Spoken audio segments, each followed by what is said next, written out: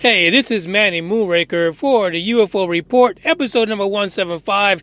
This is UFO Buster Radio, and I want to say this. Hey, thank you for being part of the UFO Buster Radio family. Now, listen, let's just get one thing straight here. From the beginning, for those of you who have been around for a while, you know I've been saying I've had some shitty-ass technical problems. Like, I'm talking about over a year now, maybe even 2 years. I've been dealing with some crazy technical madness.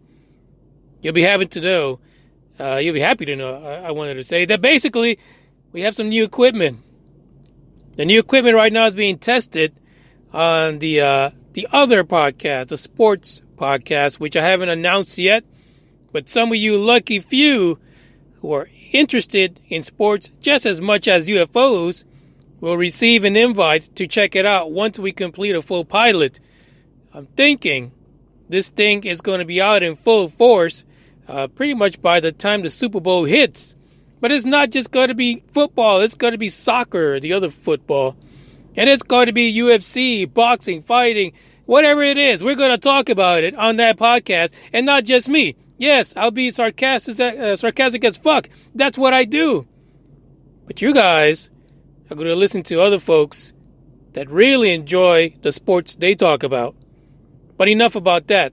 The whole thing is I'm letting you know we got some new equipment. And I almost want to let you know that because no fucks given, this episode might get interrupted again because it looks like the app is receiving bad signals. Bad signals. Nothing I can do about that. Hey, I got to roll with the punches. And this is the way it is. 175 is coming to you. And thanks to the people at the History Channel for this one.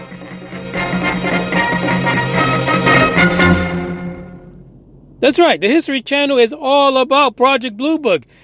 Damn! I really think that they are betting big on Project Blue Book. I just don't know. I mean, it sounds like they really feel like this is going to be a winner. It's going to be a hit. It's going to tell these people who believe in ufology that maybe there is something out there. Maybe people were deliberately trying to hide shit from you from the 50s to the late 60s. Great. I don't think anyone on this podcast believes otherwise. But anyway, the History Channel, we get it. We get where you're going with this. The article today is actually from the History Channel, history.com, because they talk about the questionnaire. Basically, the questionnaire that people who had sightings would report or fill out for the government. And actually, let's take it a few steps forward, because the images they showed were not questionnaires that people would fill. It looks more like they were questionnaires that those involved with Project Blue Book or the Air Force would fill out. I can tell you right now, the link is in the description so you can check out this article yourself and look at this document. It's a 3-page document. And basically, it's a little bit hard to read on your mobile device. So if you have a desktop or gigantic tablet, I suggest you use that instead. The article, the tagline, or the title for this is "Seen a UFO. In the 50s, you could report it in this easy questionnaire." Like I said, the questionnaire itself, if you look at it, it's titled Confidential. And it says Air Force Technical Information Sheet. So I think this is more for someone who's conducting an interview of an individual. But hey, what can you do? It's that's what it is, because it actually has places where the individual can sketch the UFO they've seen, basically. So as the thing says, if you were involved in a UFO sighting that you reported and you wanted to get the government apprised of what the fuck was in the sky, guess what? This document will come into play. From 1952 to 1969, that report would end up somewhere in the grimy hands of the people associated with Project Blue Book. I'm not talking about Dr. J. Allen Hynek, all right? That's my boy. I'm talking about everyone else in this disinformation campaign. The questionnaire is pretty easy. And here's an example of some instructions that are on the questionnaire. Draw a picture that will show the shape of the object or objects. Ching, got it. Label and include your sketch any details of the object that you saw, such as wings, protrusions, etc. Got it? Especially exhaust trails and vapor trails. That's important, right? Because if you got vapor trail and exhaust trails, hey, guess what? It's probably not ET that you saw. The next part is place an arrow beside the drawing to show the direction the object was moving.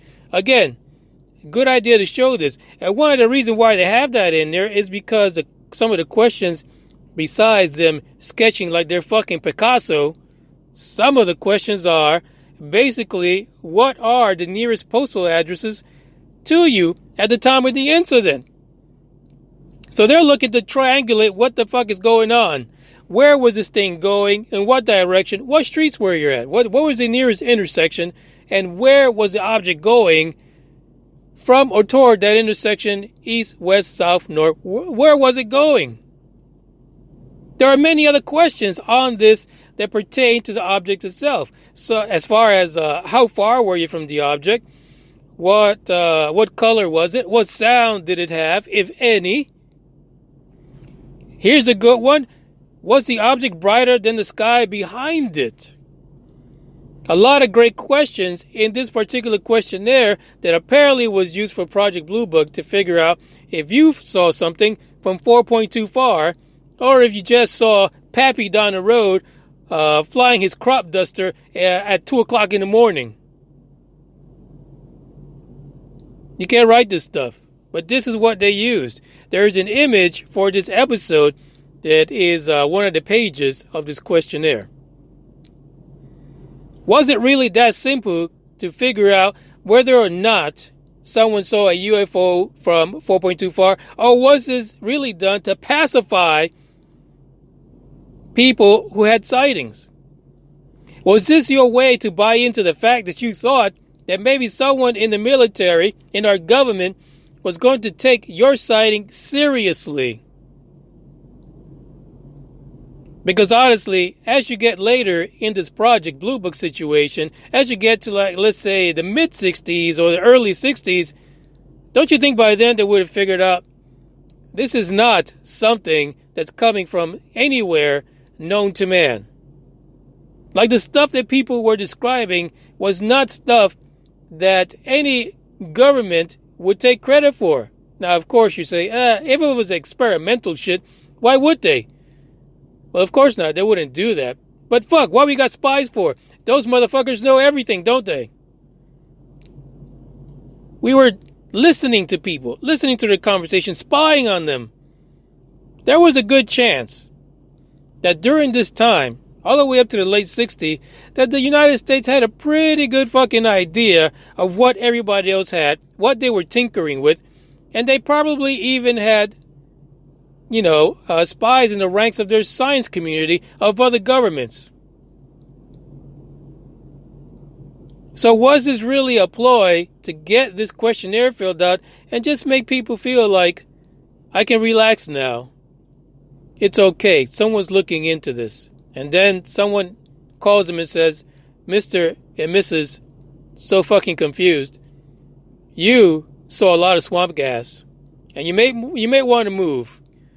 Get away from the area because it will probably kill you in about a decade. And then there it is. It's all redirected. Nobody knows what the hell happened. It was swamp gas.